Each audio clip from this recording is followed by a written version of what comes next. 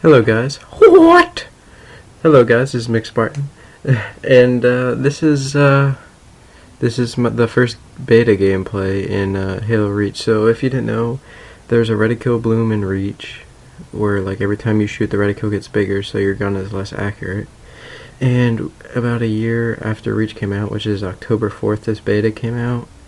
They had two different like game types. It's Slayer and Objective, and there's regular Slayer in the beta playlist, which gives you like 15% less bloom, which you don't even really notice bloom at all actually. And then there's zero bloom. And oh, look at this triple right here, sexy. That was my first game of the day, and because the beta came out and I wanted to try it, and there was a challenge to get a triple kill, and I got that in the first like 30 seconds. I was so happy.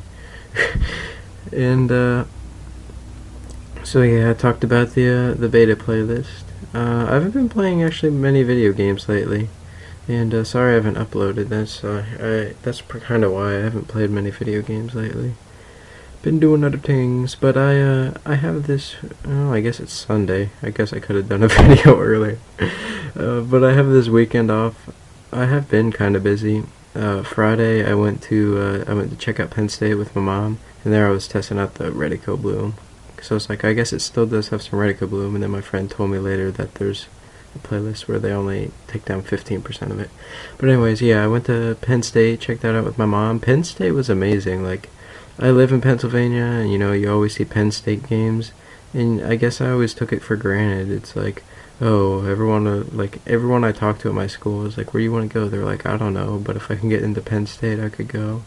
But they made it seem like so easy. Like, everyone was like, yeah, I'm going to go to Penn State, but it is not easy to get into Penn State. Like, it is, they're actually a really smart school. They had a lot of, like, we're number one at this kind of things, and I didn't know. They were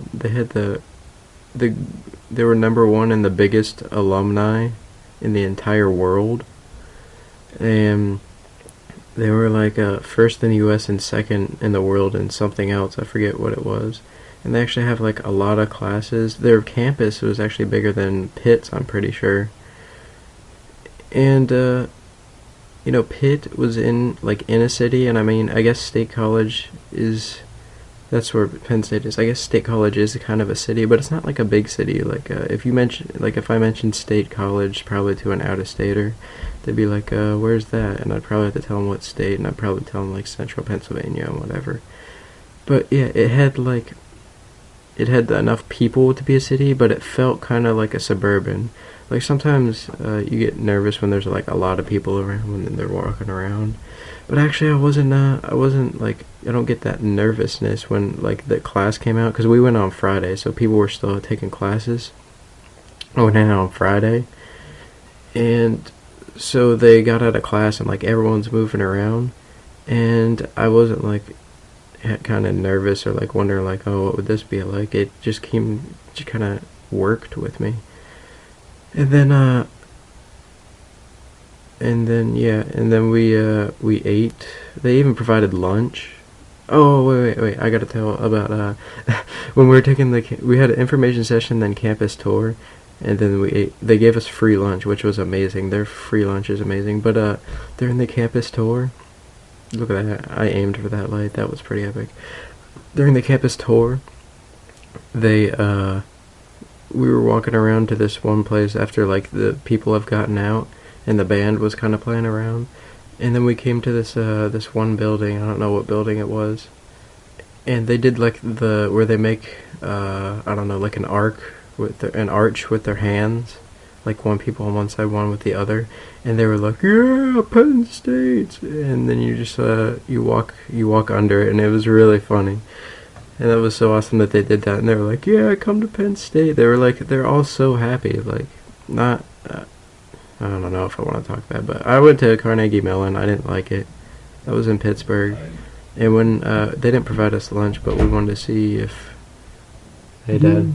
Oh, you want to call? I'm doing a commentary. Oh. 2 minutes? Oh, you make up. Okay. Didn't this happen last time? Alright. But yeah, we went to eat lunch at like one of their lunch places, and like We didn't know if you had to have student cash or regular cash, or if they took credit cards or what. And everyone, it just seemed a little unfriendly in there. Like, no one was talking to us, no one would help us. We looked like we didn't know what we were doing, and no one really helped us. But Penn State was just amazing. Like, we went in there, and the lady behind the counter, she was a student, she was actually kind of hot. She recognized that we weren't students, and she said, "Did you get the chance to look around all the lunch areas?" And we were like, "Yeah." And she was like, "So what do you want?" And then she just keeps asking what you want. It's like an all-you-can-eat kind of thing. And it was epic. So there's a lot of stuff I took for granted. I guess State College is one of the safest towns in America too, so that was really cool. And then on Monday, I'm going to job shadow a psychologist. So I got a kind of busy weekend, taking both of my days off, that I have off, and doing academic stuff. How lame. But I go plus 13, 19, and 6 here, and I hope you enjoyed the video.